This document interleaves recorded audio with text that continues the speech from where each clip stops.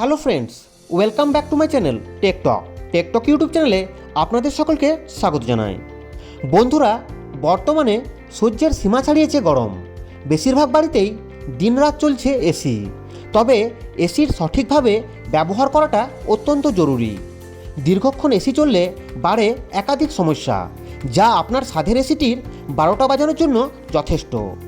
বিশেষত gas leak হলে ধীরে ধীরে এসিতে ঠান্ডা হওয়ার প্রবণতা কমে যায়। এসি খারাপ হওয়ার এটি একটি বড় কারণ। অনেক সময় টেকনিশিয়ান শুধুমাত্র এটি পরীক্ষা করার জন্য মোটা অঙ্কের টাকা চার্জ করে থাকে। তবে চলুন বন্ধুরা, জেনে নেওয়া যাক যে কারণে এসিতে গ্যাস লিকেজের সমস্যা হয়। আর হ্যাঁ বন্ধুরা, ভিডিওটি আপনারা সম্পূর্ণ দেখবেন এবং ভিডিওটি যদি আপনাদের ভালো লেগে থাকে তো অবশ্যই ভিডিওটিকে লাইক এবং চ্যানেলটিকে সাবস্ক্রাইব করে পাশে থাকবেন। প্রথমত, নিয়মিত সার্ভিসিং। অনেকে আছেন যারা দীর্ঘ সময় ধরে এসি ব্যবহার করে চলেছেন, কিন্তু এর সার্ভিসিংয়ের দিকে খুব একটা গুরুত্ব দেন না। এসির পারফরমেন্স ভালো রাখতে সময় মতো সার্ভিসিং করানো খুবই জরুরি। সময় মতো এসি সার্ভিসিং করালে গ্যাস লিকেজ এড়ানো যায়। দ্বিতীয়ত, কার্বন জমার কারণেও গ্যাস লিকেজ। অনেক সময় এসিতে কার্বন জমে গ্যাস লিকেজের সমস্যা দেখা যায়।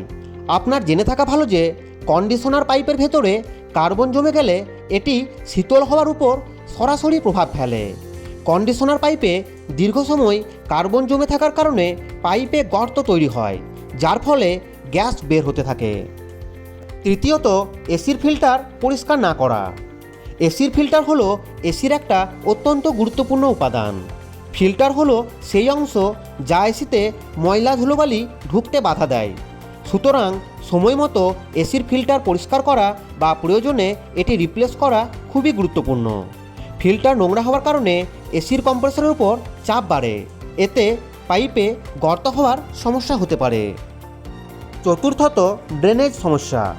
অনেক ক্ষেত্রে এসির সঠিক ড্রেনেজ ব্যবস্থার অভাবে এসির ঠান্ডা হওয়ার সমস্যা দেখা দেয়।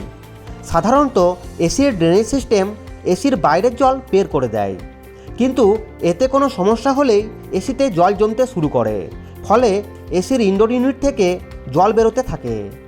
এ কারণে গ্যাস লিকেজেরও সমস্যা দেখা যেতে পারে। পঞ্চমত, আউটডোর ইউনিট স্থাপনের জন্য সঠিক জায়গা নির্বাচন। এসি ইনস্টল করার সময় আমাদের খেয়াল রাখা উচিত যে এসির আউটডোর ইউনিটটি যেখানে লাগাচ্ছেন সেখানে যাতে জায়গাটি বদ্ধ না থাকে।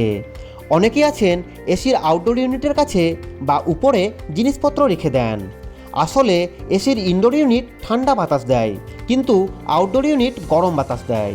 এমতো অবস্থায় এর পাশাপাশি জিনিসপত্র রাখা হলে গরম বাতাস বের করার জন্য পর্যাপ্ত জায়গা না থাকায় গ্যাস লিকেজ সমস্যার সূত্রপাত ঘটে। আপনারা বাড়িতে কী কোম্পানির এসি ব্যবহার করছেন তা কিন্তু কমেন্ট বক্সে জানাতে ভুলবেন না। ভিডিওটিকে সম্পূর্ণ দেখার জন্য অসংখ্য ধন্যবাদ। আশা করি ভিডিওটি আপনাদের উপকারে আসবে। ভালো থাকবেন।